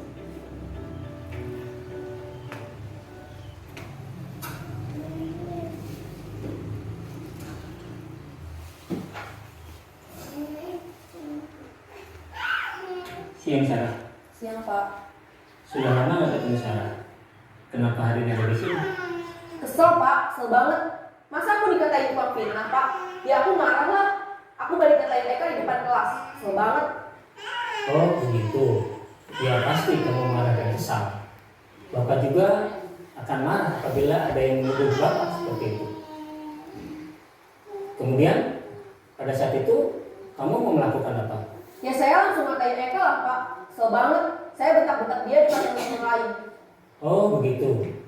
Pasti kamu melakukan seperti itu karena suatu alasan tertentu kan? Iyalah, masa saya diam saja Pak? Ya saya bela diri lah. Masa saya dituduh tukang fitnah? Ya wajar lah. Mempertahankan harga diri itu sesuatu yang penting buat kamu. Untung kamu tidak bertindak lebih gegabah lagi. Hanya membentak-bentak. Iya Pak. Untung saya masih bersabar dan hanya membentak saja. Sudah gemes padahal. Saya pasti bela diri lah. Ya pasti ya. Tapi kamu memilih untuk tetap bertahan dan bersabar. Kamu memilih untuk tidak berbuat lebih parah lagi kan? Iya. Nah, sekarang coba kita lihat lagi tindakan kamu yang bentak-bentak Eka di kelas. Tindakan kamu itu kira-kira sesuai dengan keyakinan kelas atau prinsip kamu tidak? Enggak lah Pak. Capek Pak jadi pemarah. Jadi keyakinan atau prinsip mana yang kurang sesuai dengan keinginan kamu? Ya, saya sebenarnya sangat menghargai orang lain. Mungkin saat itu saya menjadi emosi, jadi tidak menunjukkan sikap itu. Kamu meyakini tidak? Menghargai orang lain itu penting buat kamu. Yakinlah Pak. Iya, setuju. Kita harus saling menghargai. Namun, ada juga keyakinan yang kita sepakati yang perlu kita jalankan apabila kita sedang marah, bukan? Ya, saya bisa lebih proaktif, mulai dengan diri sendiri. Saya bisa jadi lebih bersabar, mengambil waktu jeda untuk berpikir mau apa selanjutnya. Kira-kira kamu bersedia memperbaiki masalah ini tidak? Bersedia Pak.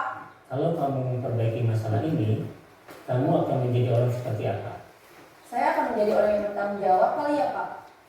Dan senantiasa proaktif. Iya, menurut kamu bagaimana rasanya menjadi orang seperti itu? Ya nyaman lah, bangga bisa bersabar dan menahan diri. Baiklah kalau begitu. Yuk kita pikirkan bagaimana memperbaiki masalah ini.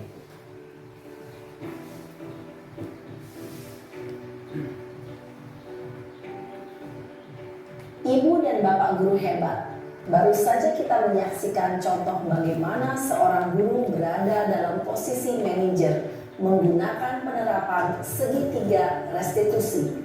Mari kita bahas satu persatu.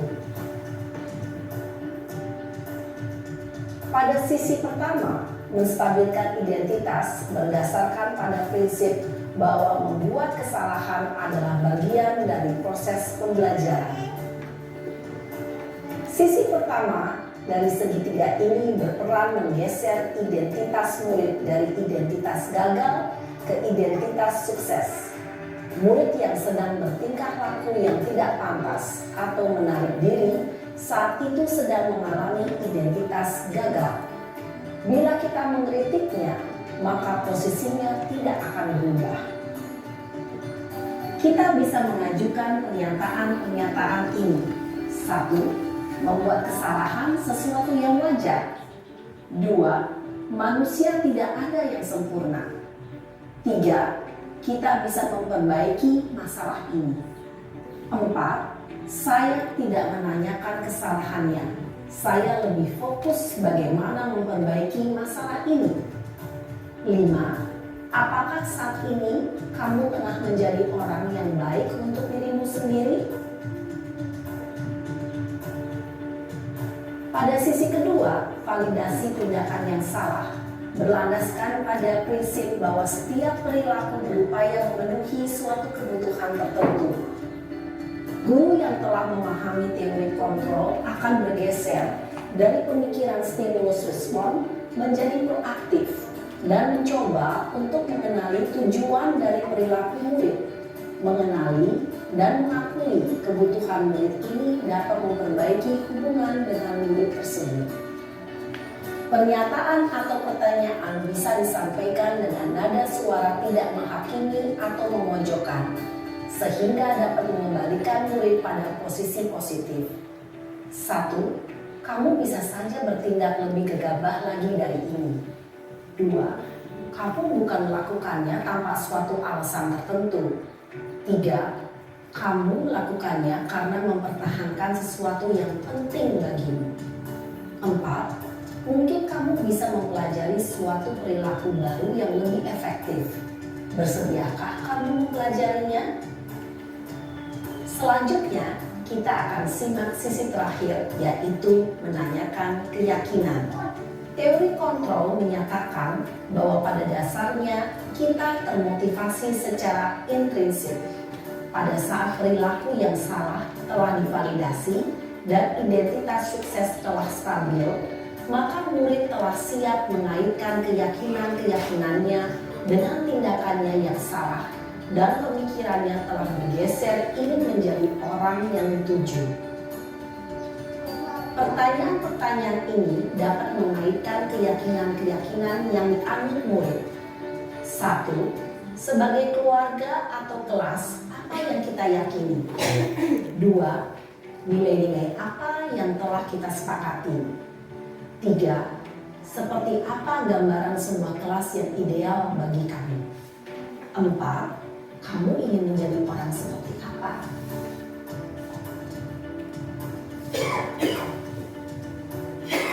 Dalam menerapkan segitiga restitusi, perlu diperhatikan beberapa hal, yaitu 1. Perilaku yang salah perlu dikaitkan dengan nilai-nilai atau keyakinan-keyakinan yang telah disepakati atau dituju. 2. Kesediaan orang yang melakukan kesalahan untuk memperbaiki masalah. 3. Pemecahan masalah sebisa mungkin relevan atau memiliki hubungan dengan masalah yang ada. 4. Usaha. Perlu adanya suatu usaha perbaikan dari pihak yang berbuat kesalahan. 5. Waktu. Perlu didedikasikan waktu dari pihak yang berbuat kesalahan. Tanyakan kapan akan mulai diberlakukan usaha untuk memperbaiki masalah. Dengan memahami struktur penerapan segitiga restitusi, diharapkan guru dapat menerapkan posisinya sebagai manajer dengan mengajukan pertanyaan-pertanyaan bermakna yang dapat membuat murid menjadi lebih percaya diri, bertanggung jawab, dan mandiri. Nah, Ibu Bapak Guru perlu tidaknya mengikuti ketiga tahapan dalam segitiga restitusi bergantung pada ringan beratnya suatu permasalahan. Misalnya, bila permasalahan tersebut ringan, maka tidak perlu dijalankan secara berurutan. Bahkan bisa semudah menanyakan apa keyakinan yang kita sepakati. Dengan menjalankan segitiga restitusi, dengan mengajukan pertanyaan-pertanyaan bermakna, diharapkan murid menjadi lebih kuat secara pribadi, dapat membuka wawasan murid agar dapat menyelesaikan permasalahannya sendiri, semakin percaya diri, mandiri, dan merdeka. Salam dan bahagia, Ibu Bapak Guru hebat.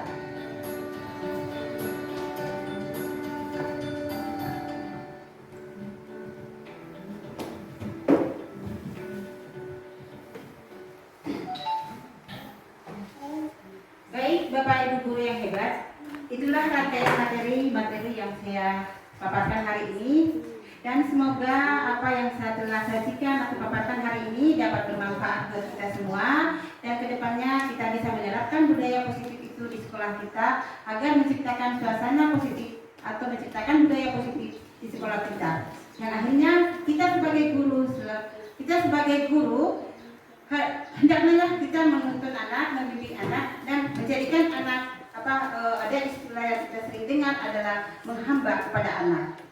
Jadi kesemuanya ini adalah saya hanya berbagi kepada ibu tentang apa yang saya dapatkan di kegiatan calon guru penggerak, sekaligus adalah tugas saya sebagai calon penggerak dalam menyelesaikan pelatihan yang saya ikuti. Demikian Bapak Ibu, Bapak guru yang hebat, Ibu guru yang hebat. Yang mana semangatnya dong? Ini semangatku. Iya, terima kasih banyak atas waktunya. Dan jika ada, saya mohon maaf kepada Bapak Ibu jika ada kesalahan, itu datangnya dari saya. Dan jika ada kebenaran yang saya sampaikan, itu datangnya dari Allah. Dan saya akhiri dengan ucapan wabillahi taufiq wal hidayah. Wassalamualaikum warahmatullahi wabarakatuh. Salam guru penggerak.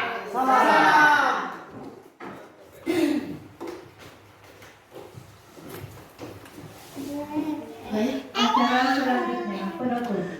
Mari kita menutup acara ini dengan bersama-sama melafazkan hamdalah. Assalamualaikum warahmatullahi wabarakatuh.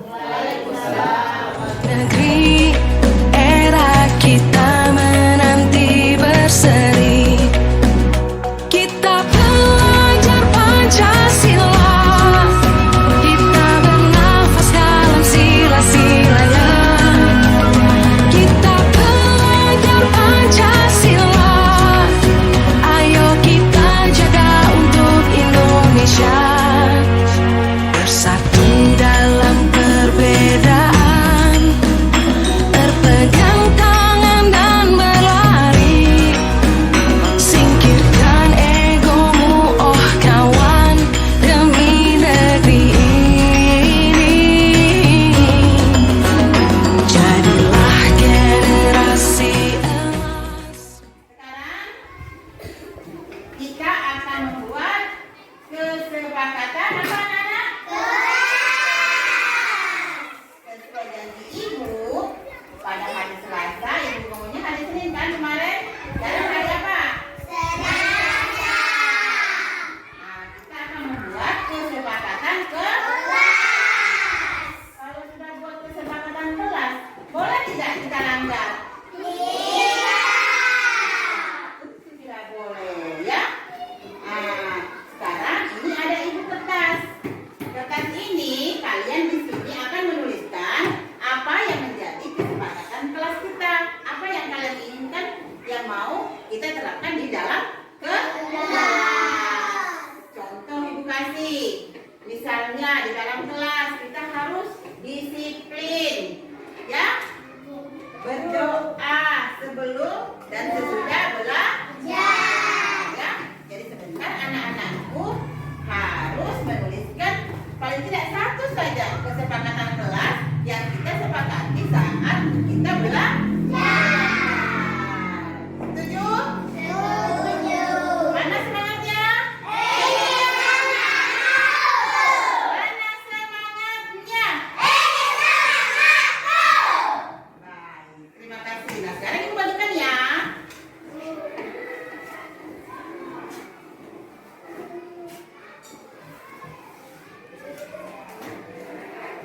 Ya, di situ kesepakatannya ditulis nama ya.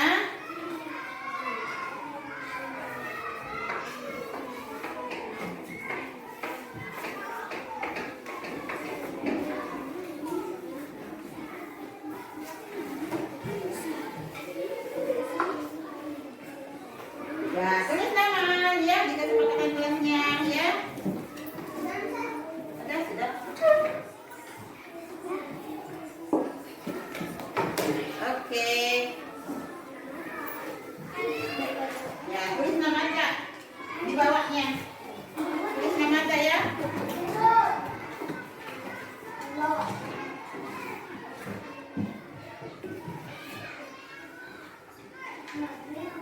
Ya, tulis kesepakatan kelas yang kita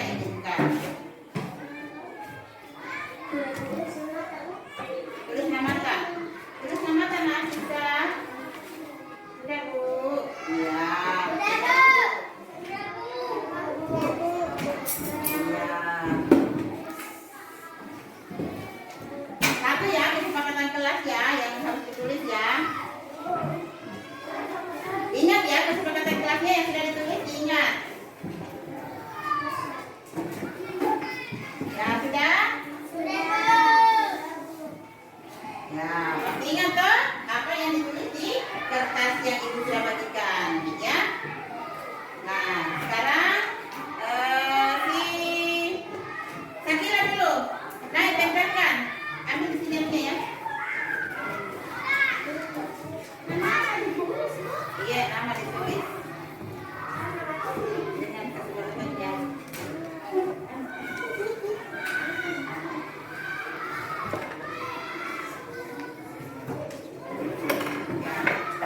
Tempel ya Sakila. Nah, ibu antar ya. Lihat caranya. Oke, di sini Sakila.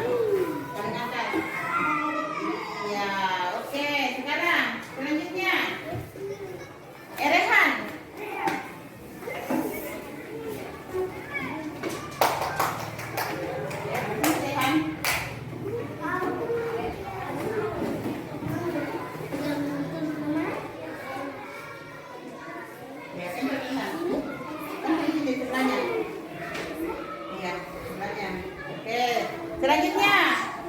Selanjutnya. Ya. Selanjutnya. Ya, Asisa. Sakila. Ya. Ya. Ain. Sudah Ain? Sudah? Ya, bawa ke sini. Tinggal lagi. Ya, tempel sebelahnya. Ya, tempelin nak. Kita kasih tempel di sebelahnya kan di tempat kosong. Sini. Sini. Ya. Aswar, ya, bawa ke sini. Satu-satu ya. Ya, tempel. Ya. Cari di tempat yang kosong. Iya, cari di tempat yang kosong. Tempel lagi. Ya. Ya, duduk kembali. Duduk kembali. Ya. Farhan. Oke. Arfan ya. Ya, Ain. Ya, cari tempat yang kosong ya. Tempel ya. Asisa, Manya. Sudah?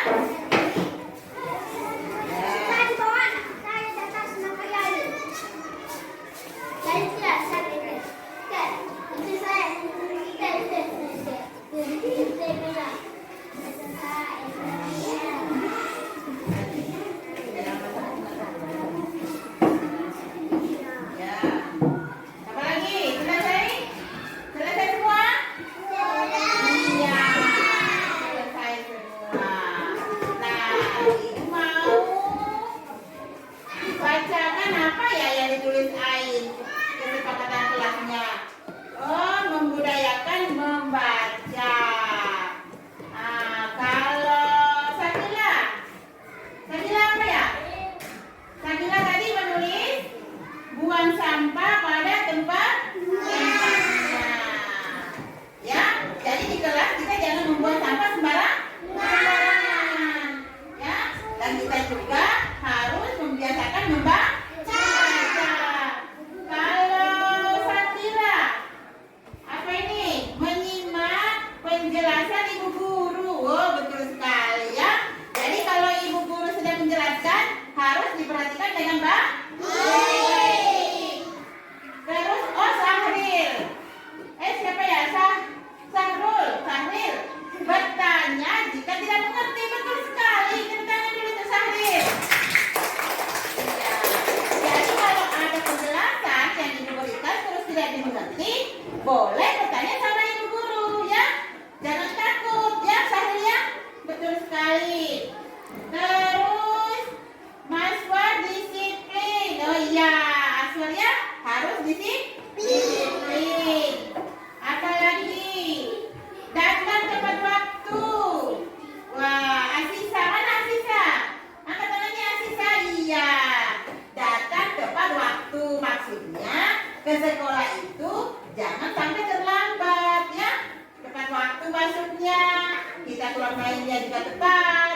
Terus masuk dalam kelas untuk jam kedua setelah masuk kelas kita harus masuk. Terus apa lagi? Oh, Acang selalu bekerja sama. Iya.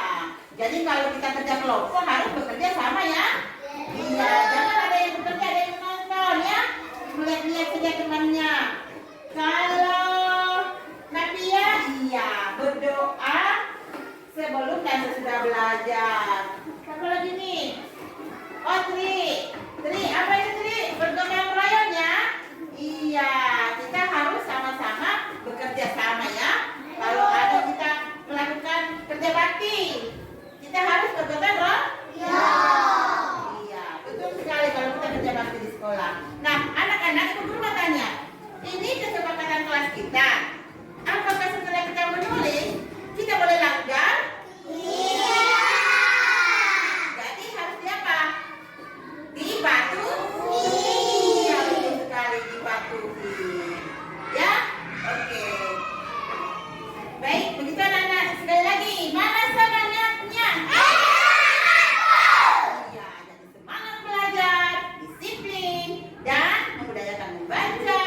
Minta izin sebelum, kalau mau keluar ya, sebelum keluar minta izin dulu sama ibu. Mantap sekali anak-anaknya. Assalamualaikum. Waalaikumsalam warahmatullahi wabarakatuh. Silakan masuk Nak Ainul.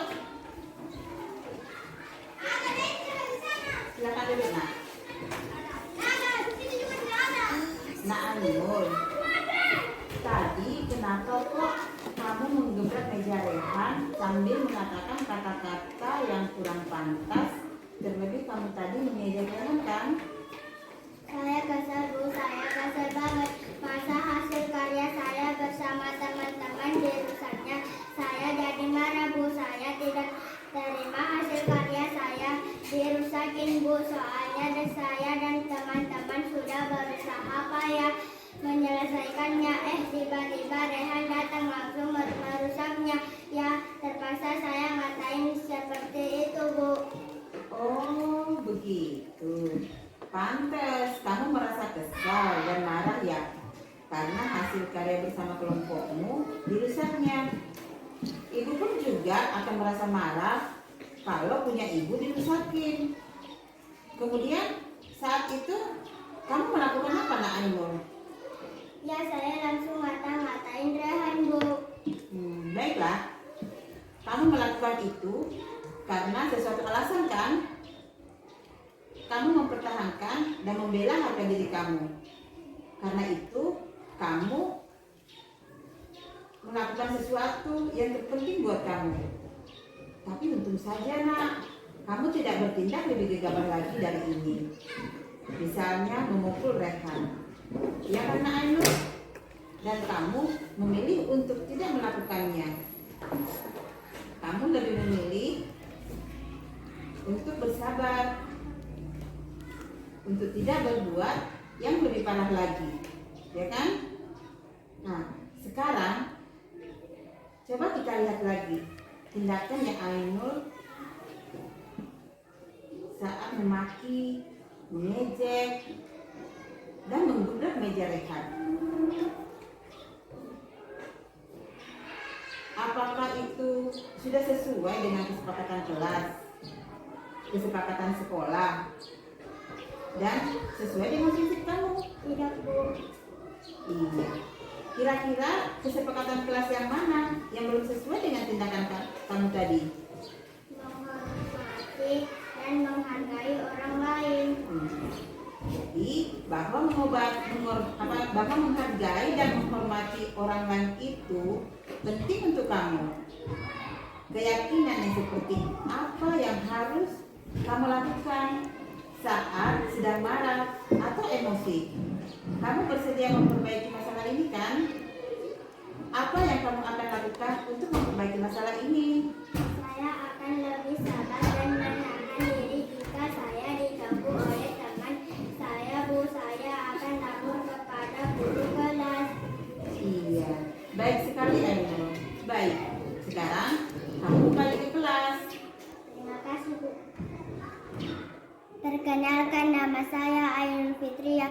Saya dari kelas 2 PTSPM SDN 271 Garanta.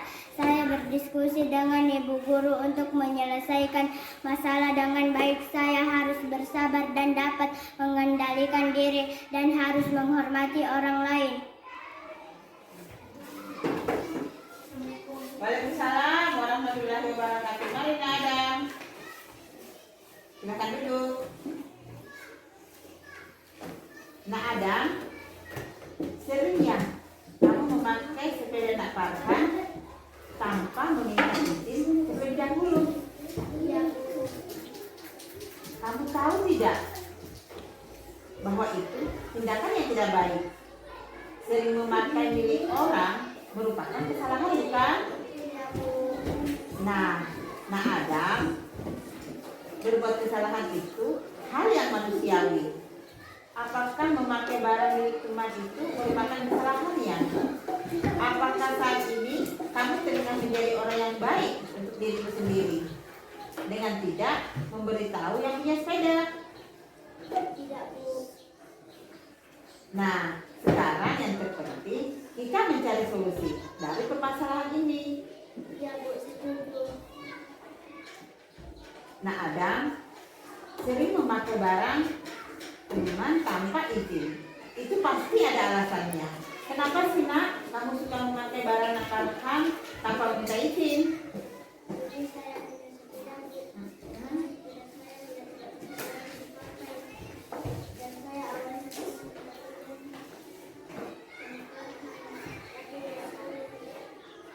padahal saat kawan-kawan sepeda saya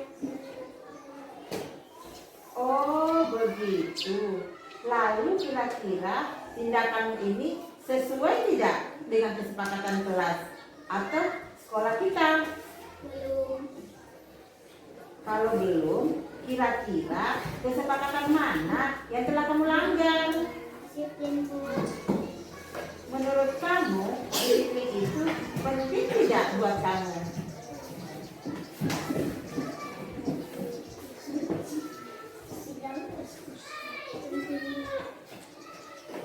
Betul, disiplin itu sangat penting.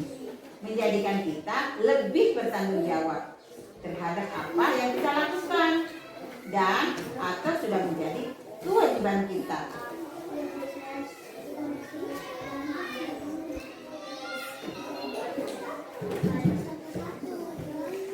Baik, Nada. Sikap yang baik telah kamu tunjukkan dengan meminta maaf. Sekarang, apa yang akan kamu lakukan untuk memperbaiki kesalahan kamu? Saya akan berusaha Bagus, Nak Adam. Kamu telah menemukan cara dan solusinya. Sekarang, kamu bisa kembali ke kelas.